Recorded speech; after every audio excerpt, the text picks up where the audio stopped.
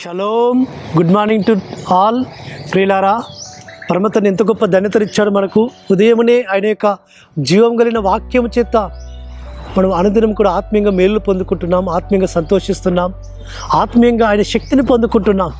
ఈ యొక్క శక్తిని పొందుకొని దినమంతా కూడా ఆ వాక్యాన్ని నెమరు వేసుకుంటూ ఆ వాక్యములోని యొక్క జీవాన్ని మనం పొందుకుంటూ మనం ముందుకు సాగుతున్నాం కదా. ఈ దినం కూడా మనం అనుదిన కృపలో సులేఖన భాగంలో చూసుకుంటే పేతురు రాసిన మొదటి పత్రిక 1వ అధ్యాయము 14వ వచనంలో, నేను పరిశుద్ధుడైనాను కనుక మీరును పరిశుద్ధుల ఇండుడని వ్రాయబడి ఉన్నది. అవును ప్రియులారా, మన సర్వోన్నతుడు, మన సర్వాధికారి అయిన ఆ యెహోవా ఎలోహిం ఆయన పరిశుద్ధుడు, ఆయన పరిశుద్ధతలో మహనీయుడు. ఆయన కాబట్టి ఆ మహనీయుడైన, ఆ పరిశుద్ధుడైన, ఆ సర్వోన్నతుడైన, ఆ సర్వాధికారిని సేవిస్తున్న మనము కూడా పరిశుద్ధులముగా ఉండాలని ఆయన ఆశపడుతూ వస్తుంటున్నాడు. ఆయన అదే కోరుతున్నాడు మన నుంచి. ఆయన ఏం కోరుతున్నాడంటే, నువ్వు పరిశుద్ధమైన జీవితము జీవించు, పరిశుద్ధులుగా ఉండి నా పరిశుద్ధ రాజ్యంలోకి నువ్వు రా. పరిశుద్ధమైన రాజ్యంలో నాతో కలిసి నిరంతరం జీవించడానికి కొరకు నువ్వు ఈ భూమి మీద పరిశుద్ధమైన జీవితము జీవించు అని ఆయన మనల్ని పరిశుద్ధమైన పిలుపుతో పిలిచాడు. ఈ భూమి మీద మనము ఆయనకి ఇవ్వాల్సిన ఆరాధన పరిశుద్ధమైన హృదయముతో, పరిశుద్ధమైన తలంపులతో, పరిశుద్ధమైన ఈ యొక్క శరీరముతో, సమస్తము పరిశుద్ధముతో ఆయన సన్నిధికి వచ్చి ఆయన ఆరాధించాలి. పరిశుద్ధ అలంకారం ధరించుకొని వచ్చి ఆయన సన్నిధిలో ఆయన ఆరాధించండి, ఆయనకు స్తుతులు చెల్లించండి అని లేఖనం ఉంది సుమా. కాబట్టి ఆయన కోరుతుంది పరిశుద్ధత, పరిశుద్ధత, పరిశుద్ధత. ఆ పరిశుద్ధత విషయంలో ఆయన ఎక్కడా ఆయన రాజీపడడు సుమా.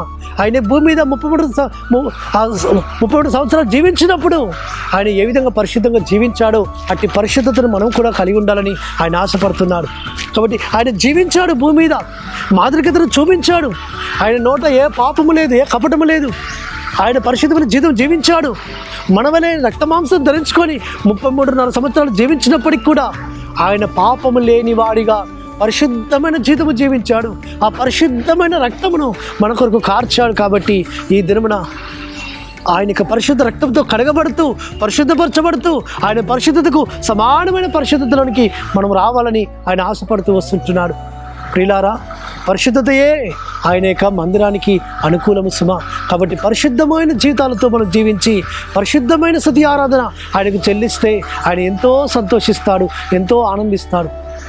కాబట్టి ఆయన యొక్క సన్నిధిలో పరిశుద్ధమైన జీవితము జీవించేవారంటే ఆయనకి ఎంతో ఇష్టం, ఎంతో వారిని ఆశీర్వదిస్తాడు, దీవిస్తాడు. ఒక దిగిన వారు ప్రతిఫలం పొందుకుంటారు. అటు విధంగా పరిశుద్ధమైన జీవితం జీవించినట్టుగా ఆ పరిశుద్ధాత్మ తండ్రి మనకు సహాయం చేయనుగాక. ప్రార్థన చేసుకుందాం. పరలోకమందున మా తండ్రి సర్వోన్నతుడా, మీరు పరిశుద్ధులైన ప్రకారము మేమును సమస్త ప్రవర్తన యందు పరిశుద్ధంగా ఉండుటకు నీ కృపను మాకు విస్తరింపచేయమని ప్రార్థిస్తూ, మానుషకుడు విమోచకుడు మా కొరకు మరల తిరిగి రాబోతున్న మా నాదురైన యెహోవా మెస్సియా అతి పరిశుద్ధమైన నామమున స్తుతించి ప్రార్థించి వేడుకుంటున్నాము తండ్రి. ఆమేన్. సర్వోన్నతుడు, సర్వాధికారిని యెహోవా మెస్సియా కృపా కనికరము నిరంతరం తోడుగా ఉండి ఆయనే మనం బలపరిచి నడిపించును గాక. ఆమేన్.